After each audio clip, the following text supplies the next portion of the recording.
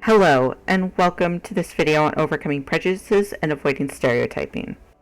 We exist in a multicultural world, and it is important for us to learn how to more effectively navigate and participate in it. The best way for us to do this is by learning how to recognize prejudice and stereotyping and therefore overcome and avoid it. Here, I will give tips on how to do that. We first need to recognize that we all have prejudice. We, as human beings, tend to feel more naturally comfortable in the groups we have found and grown up in.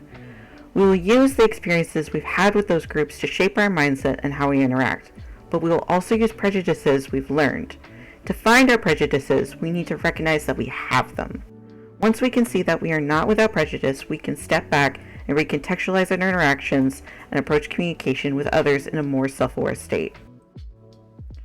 We also need to see people as human first. While we are all very different in our various identities, we all seek the same thing: happiness, health, acceptance, and dignity. All things we can agree we seek out for ourselves. Once we can see that in others, we can humanize each other and therefore more easily relate and hopefully connect. Fear of the unknown is mitigated by familiarity and open-mindedness. We can achieve this by seeing everyone just as human as we see ourselves. We also need to understand that we're all different. I know I just said we need to recognize ourselves as similar, but we also need to accept that we are different. Knowing that we are all human and that we all have lived different lives need to coexist so that we can more healthily communicate. We need to approach our differences with empathy, putting ourselves in others' shoes so we can understand them better. We all have lived our own struggles and experiences, and seeing that in others can better help humanize each other. We need to avoid assumptions about others and ourself. It is natural for us to look at others and assume certain things based on how they look and act, but this can lend itself to stereotyping, which is very harmful. Once we know this, we can start to be more self-aware and understand that there's more to a person than what is on the surface. We can also do this with ourselves. Self-doubt or ego can get in the way of recognizing how we truly are with others. Recognize your honest self, and that can help with recognizing other people, remembering that we all have these obstacles as well. We aren't perfect, and if we can accept that about ourselves, we can accept that about others.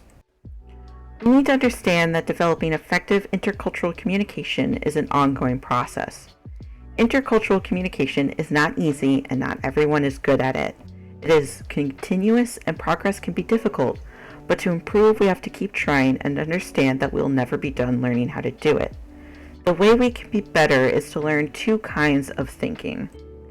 The first is holistic, an intuitive, gut-level knowledge of thinking. Just this alone can lead to assumptions and stereotyping though, so we need to learn another way of thinking. Analytical, conscious reflection on what is and what should be.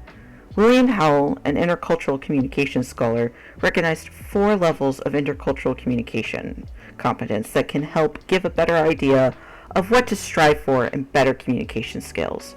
The first is unconscious incompetence.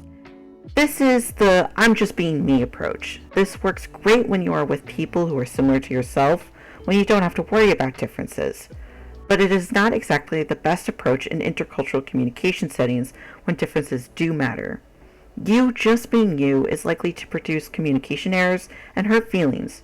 There's nothing wrong with being authentic, but we all have different terms and definitions for things than others do. For an example, in the US, it is considered a common courtesy to tip staff workers, but in many European countries, it is not a common thing. Someone from Europe might not understand this and not tip a worker, leading to the restaurant staff thinking that the customer is rude and unappreciative of their work. The second is conscious incompetence. In an interaction, you may understand that things aren't going very well, but you don't exactly understand why. You're conscious of your failings. That is a good start, allowing you to be more self-aware and seek out ways to better improve your intercultural communication skills. The third is conscious competence. That's what this video is all about, becoming aware of what it takes to be an effective intercultural communicator, consciously avoiding the impediments and applying what you've learned. But while this is a necessary step, it is not the true goal of being effective at intercultural communication. The last is unconscious competence. You got it down. Effective intercultural communication is happening without any conscious thought. Your holistics and analytics are in sync. This is something that is very hard to achieve though, but it is something very important to strive for when wanting to be more effective with intercultural communication. We also need to assume mutual respect when interacting with others. When we interact with someone for the first time, we should not come from a place where we expect hostility. If we do this, we give hostility in return. We need to approach every interaction with basic decency and respect because the other person is deserving of it, just as we ourselves are deserving of it. If we do this, the interaction will be a lot friendlier and easier from then on. The last part is that we have to have a problem with tolerance. Now, this may look bad. We shouldn't be tolerant, you ask? But isn't this about better understanding others? Yes, this is. But we can't do that if we are just tolerant. If you asked your partner if they loved you and they said, "I tolerate you," wouldn't that hurt? Tolerance gives the idea of simply existing with others, but not accepting others. That is what we need to strive for, acceptance. Accepting others show that we respect them for being who they are, not just simply tolerating them. Tolerance says that differences are a threat when really they are a blessing. A wonderful quote by Muhammad, presidential scholar in Islamic studies at Umberland College. He says, "Difference is a blessing, and you don't tolerate a blessing, you embrace it." The best way to succeed at intercultural communication is by embracing, accepting, and celebrating differences. Once we know this, we can better interact with each other. And that is all. Thank you so much for listening to my video, and I hope you have a wonderful day. Goodbye.